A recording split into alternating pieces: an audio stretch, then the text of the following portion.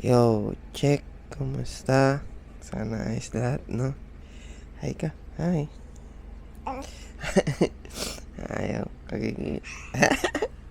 Kagigising lang namin. So, yun.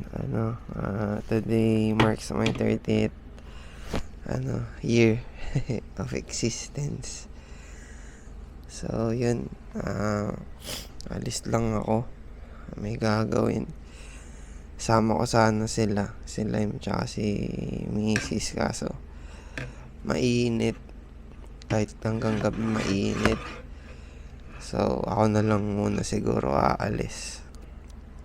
Tapos sama ko kayo, tapos update na lang din ako, asikaso lang ako. Yun lang. Salamat sa Lord. Sa biyaya ng buhay, sa biyaya ng pamilya. Wala na tayong ibang may hiling pa. Yes. Opo, no? Thank you, Jesus. Kasi nabiyayaan na tayo ng asawa, ng pamilya, ng anak. Opo. So, yan. Bonus na lang lahat. Siguro kung may wish ako, yung na lang, guidance and protection sa family, lalo na yung good health, lalo na dito sa maliit na to. So yun lang, alis ako lang muna solo. Babay ka na, nak. Say babay na. Bye. Flying kiss na lang. Nakitang pagtitripan kaya na-busy. So yun lang, update ako mamaya. Peace. Yo, kumusta? Yan, nakapag-asikaso na ako dito. Tapos ako magluto ng mga kailangan iluto. Tapos pahinga lang konti, sabay ligo. Tapos alis na rin ako. Maglalakad-lakad na ako. Update ko na lang kayo. Kita tayo mamaya. Peace. Yo, nakaayos na tayo. Palis na tayo. Sa mga nasa likod din yung mga gamit natin. So, yun. Tara, alis na tayo. Samahan niyo ako.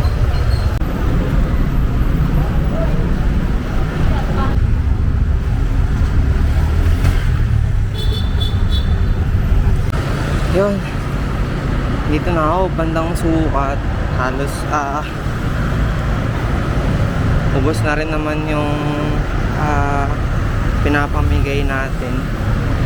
Sobrang init lang, pero yun, minsanan lang natin itong maramdaman sila araw-araw. So ano pa naman yun, diba? Saglit na oras lang. So yun lang. May ilan na lang ako dito. Tignan ko kung ilan na lang. Ayan.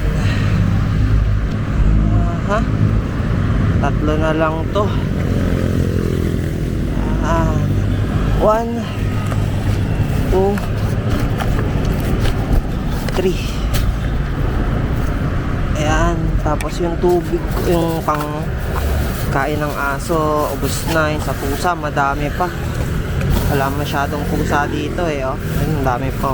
Pero siguro pag may nakita ko may alaga, iiwanan ko na lang sa kanila. Tapos tubig ko, 1, 2, kulang na. So yun, may nakita naman na ako. Yan, may nakita naman na akong mapagbibigyan. Papahinga lang ako saglit. Tapos pauwi na rin ako. Yun, maya na ako magkikwento. Hinihingal na rin ako. Puro kape lang yung karga ko. Wala pa akong karga ng maayos na tubig. Pero yun, patapos na rin naman ako. Yun, salamat sa Panginoon sa kalakasan, sa tamang puso na magawa to. Thank you, Lord. Salamat po sa biyaya ng buhay. Patubayan niyo po sila. naway i-encounter nyo po sila sa paraang alam nyo, Panginoon, kayo na po ang bahala sa kanila. Lord, itong gawain na po ito ay hindi po nakasentro sa akin kung hindi sa inyo, Panginoon. Sana po they might seek you, Lord, they might see you, Lord, and patuloy nyo po silang patnubayan at gabayan sa hirap at pagsubok ng buhay, Lord. Alam nyo po ang mga pangangailangan nila, Panginoon. Hindi man natin ito magawa ng pang-araw-araw, Panginoon. Gagawin po natin ito kung kailan pwede, kung kailan kaya. Patnubayan nyo din po ako, Lord. Bigyan nyo po ako ng strength, ng wisdom at ng mga bagay na kailangan ko po upang mapagpatuloy ang ganitong gawain. Muli, Lord, purit pa sa salamat po sa inyong lahat. Sa iyo lamang ang lahat ng pagpurit pa sa salamat, Panginoon. Tinataas ko po sa inyo ang gawain na ito. In Jesus' name I pray. Amen, amen, and amen. So yun, lakad na ulit tayo. Peace. Yo. So yun, dito tayo sa McDo. May gamit tayo ng CR, tas freshen up. Tapos nun, kakakain na rin, tas uuwi na. Doon na lang tayo magpuntuan sa bahay.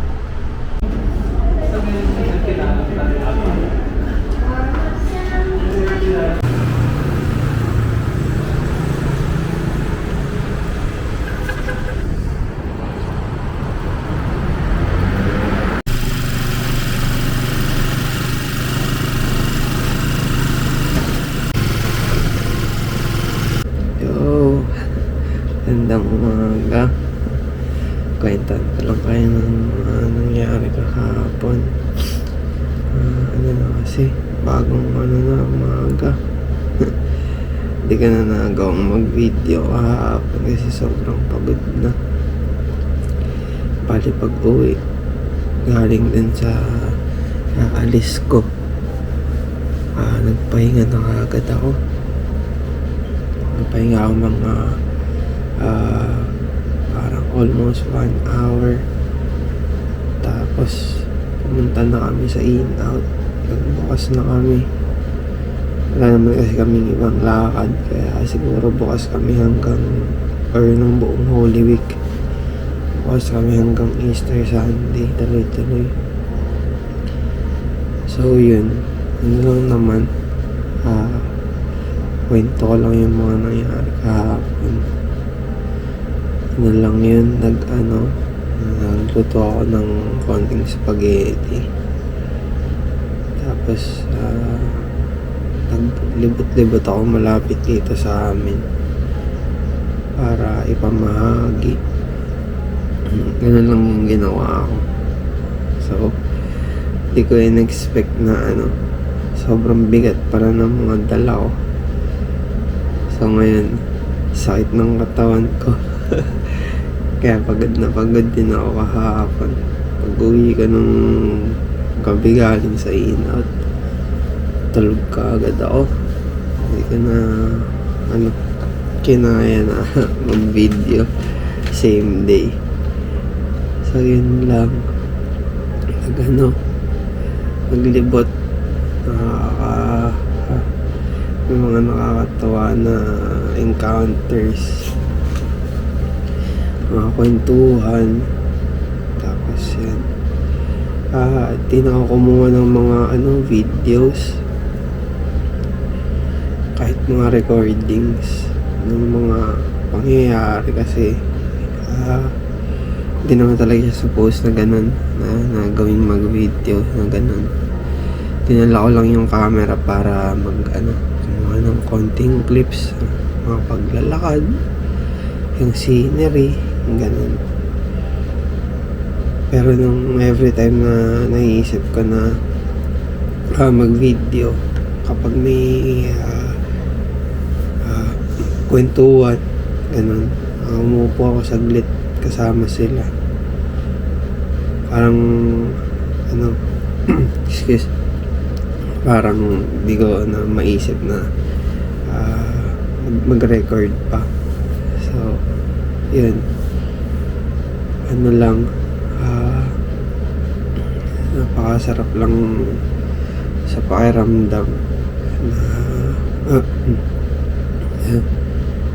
na nagkakaroon ng chance and opportunity na makakonect sa mga tao, kung paano gustong gawin ni Lord. Siya lang naman talaga yung nagbibigay ng strength ng wisdom, ng right intention, tsaka ng tamang puso. Excuse.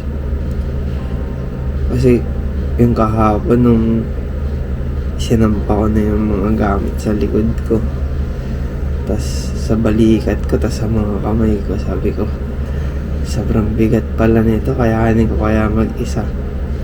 Gusto ko nang tumawag ng rest back pero pagka napapagod ako sa paglalakad tsaka sa initan, tatasal lang ako sa isip ko. Sabi ko, Lord, strength po. Kailan lang lagi yung ko, sinasabi ko sa isip ko para tuloy ako makapaglakad.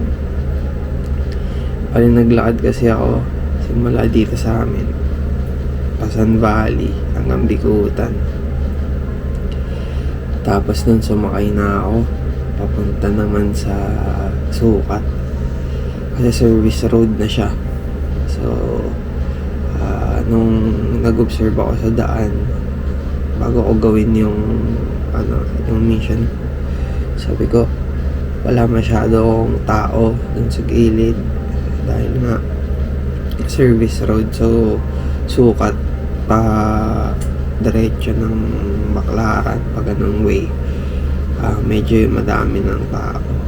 So sabi ko kailangan ko sumakay ng jeep from Sukat, from Bikutan to Sukat, tas dun yung second starting point ka ng paglalakad, tas kung hanggang saan naabutin. Tapos yun, inabot lang ako hanggang SMBF. Dun na natapos yung paglalakad ko. Nagulat ako, sarado na pala yung mga malls kahit 17, kasi dati Friday sila palagi nagsasara buti sakto dun sa tapat ng SM merong McDo. Dun na ako nag lunch, tapos yata ako alas 3, so nag late lunch na ako dun na rin ako nag freshen up, ayos ng gamit, nagpalit ng damit. Kasi sabi ko, sasaya ka ng jeep, tapos ragged ako, lapot ako, init pa naman. So yun, aga naman akong nakauwi. Expecting ko makaabutin ako ng magagabi, pero alas 3 na, tapos na din ako agad. So nakabalik ako 4. Hindi naman ganun ka-traffic lang nung papunta ng Sukat kasi ang daming na bakasyon nata sa Azure. So doon lang naman yung traffic, pero nung nakalagpas na doon, dire-diretso na. Yun lang, gusto ko lang sabihin na, or gusto ko lang ikwenta na nung bata ako, lagi kong sinasabi na sa sarili ko na pag yumaman ako, gusto ko talaga makatulong sa kapwa, ganito, ganyan. Pero eventually, nung nag-start namin si In-Out, nag-start kami mag-mission ng ganito, ng mag-feeding. Ginagawa namin siya yearly as a way to give back. Ngayon, ginawa ko lang siya ng solo kasi birthday ko, 30th birthday ko. So, ayun yung parang naging ko sa sarili ko na ngayong 30th birthday ko, yung gusto kong gawin, soloin ko siya. Kasi yun, may buong In-Out family tsaka yung mga gusto sumama sa amin yearly, kinakandak namin yun, pinopost namin sa page. Ngayon iniba ko lang yung approach. So yun, nung bata ako, yun nga, madalas ko yung sinasabi sa sarili ko na pagka yumaman ako, ano talaga, tutulong talaga ako sa kapwa. Pero eventually, habang tumatanda ako, parang hinihintay ko lang na yumaman ako. Di ba? Wala naman akong ginagawa. Pero, kailan ba yun? Kailan ba ako yayaman? Hindi ko alam, di ba? Malay natin. Hindi, malay natin. Oo. Di ba? Wala naman tayong, kumbaga wala naman tayong literal na idea or assurance kung kailan yun. So, yun. Eventually, na-realize ko na oo, kailangan mo ng pera para makapag-start ka ng ganitong mga gawain. Pero hindi yun yung pinakakailangan mo eh. Kailangan mo yung yung tamang puso. Kasi di mo naman kailangan ng sobra eh. Kung ano lang yung meron. Pag tama yung puso mo, tas tama yung intention mo, magagawa mo siya ng tama. Siyempre, pag-pray mo siya kay Lord. Kasi mahirap din. Mahirap in a sense na madami kang kailangan na asikasuhin. Tapos iko-contest ka pa.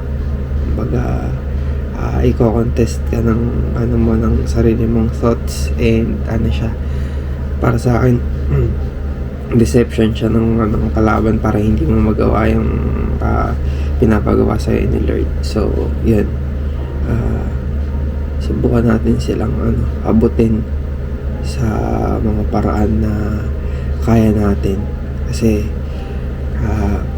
based sa experience ko, kapag ka nakakonect ka sa kanila, di naman sila maghahangad ng kahit ano eh.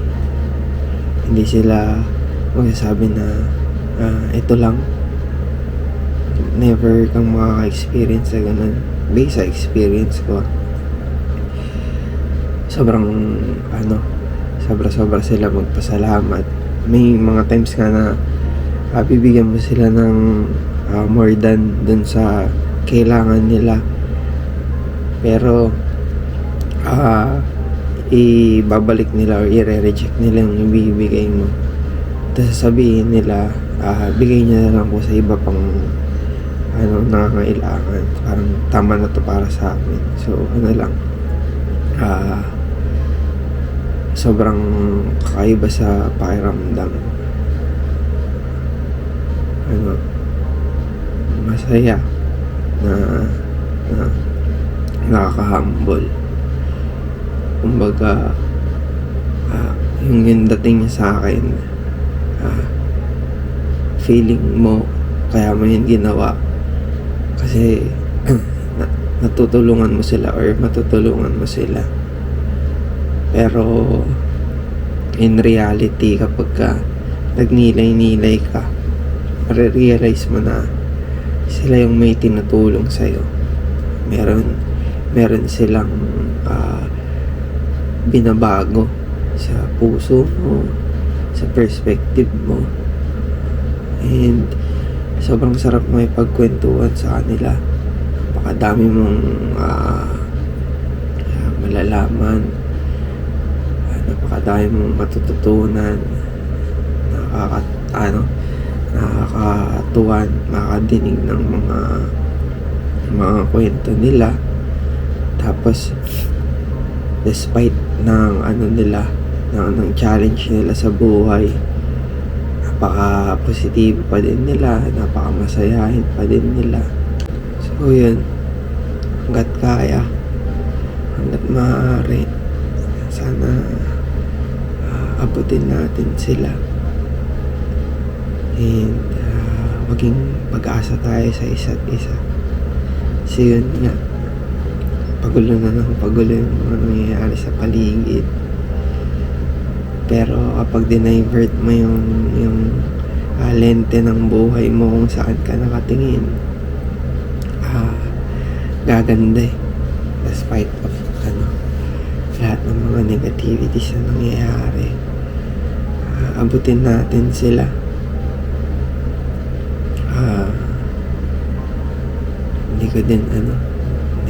hindi ko din masasabi para sa inyo. Ayoko din kayong pangunahan.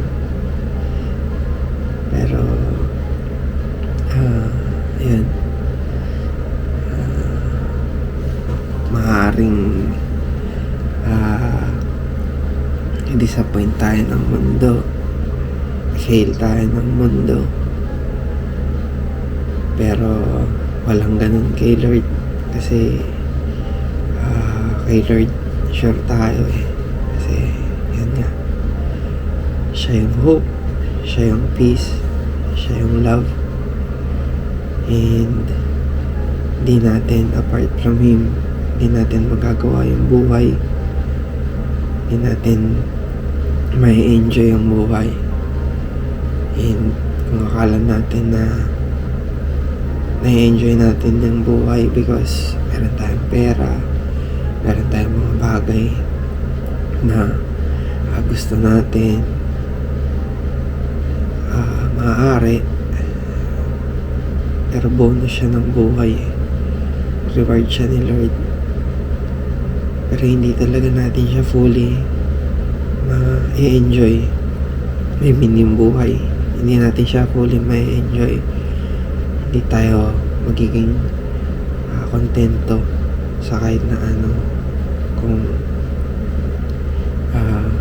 wala si Lord sa atin. So yun lang. I'm praying and I'm hoping na isik natin si Lord and maging pag-asa tayo ng isa't isa. Kala mo sobrang bait ko eh, no? Wala lang. Natutuwa lang ako. Salamat sa Panginoon. Yun lang. Napakasaya ako kasi 30 years of existence. Mahaba-haba na siya, no? And sobrang blessed dahil yun nga, meron akong